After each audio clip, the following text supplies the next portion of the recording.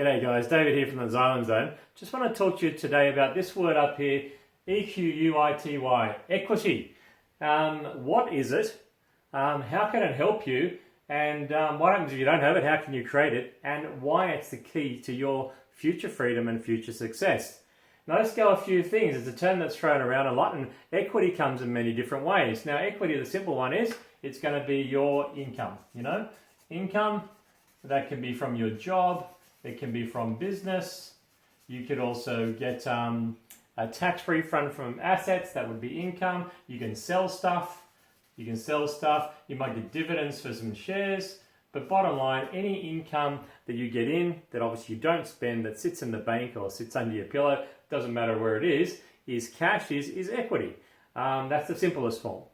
But the one that, and obviously you've also got the term equities. I'm not a financial advisor, so I'm just using that term, but that's more your money market and your share market, and equities is a general term there. Of course, it does provide a return, which can be dividends, which is sitting in your cash flow, but equities is different to equity. The most common thing we know about equity is it's the one that's found in assets, and most commonly in property. Now, when I started, I didn't even know what the word equity meant. And so I had to have someone explain this to me to even realize what possibilities were. And at that time, I didn't have any. I was just starting out. But the reality is, if you've got your own home, you may have equity in your own home. So let's imagine you've bought a property for $500,000. And over a few years, you might have got it at a discount. You might have renovated it. The market might have went up, whatever the case is. And let's say it's now worth $600,000. Now, if you got a loan of 90%, that's $450,000. You would have a loan of $450,000 on your own home. Doesn't matter about the repayment structure. That's a cash flow factor. We're just talking about equity. So, if the value has now gone up to $600,000, is there equity in that property? Absolutely, there is. That's the difference between your loan amount, $450,000, and the new value today, not what you paid for it originally. So, of course, that's $150,000.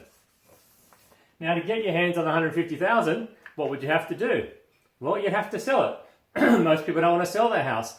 And the reality is there's obviously costs related to that. With your home, at least you don't pay capital gains tax. But you're now out of a home, you've got to find another living arrangement. So let's assume you don't want to sell your home, but you don't want to just spend your life paying a mortgage off for 30 years and you want to set something else up. So let's assume that you might want to then go out and buy a property or a business. I'm going to work with property. So you do your first investment property, so you can get some tax deductions, help your cash flow, and maybe even pay off your house a bit faster. There's different things you can do. But will the bank give you all the cash that's sitting there? The reality is they won't. Most banks will only give you up to 90% of the equity that's sitting in your house at $600,000. Now, I just did some quick calculations on that, and 90% of 600 is $540. And remember, our loan was $450 because we would have put in $50,000 deposit.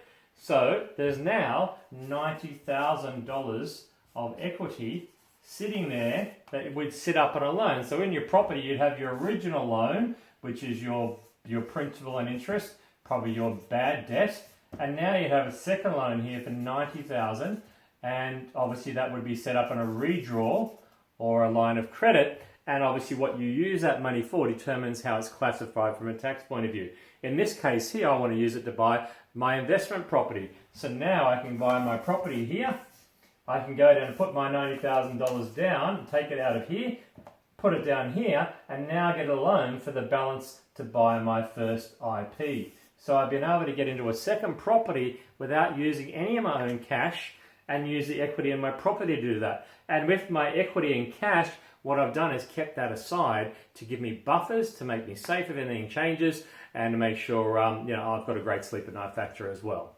But guys, hopefully that explains it. There's a whole process there of how to build equity and roll equity. The market, I've used an example of capital growth. To be frank, I don't think the market's going to go up a lot in the near future in most areas. So you've got to come up with different ways of how to create equity and different strategies to do that, regardless of the circumstances, regardless of the market, because there's always going to be an opportunity there. But you've got to get it lined up with where you are, what your goals are, what your needs are, what your financial position is. As educators and strategic coaches, that's what we do every single day of the week. But hopefully that's giving you the first insight go and have a check and see if you've got any equity in your home.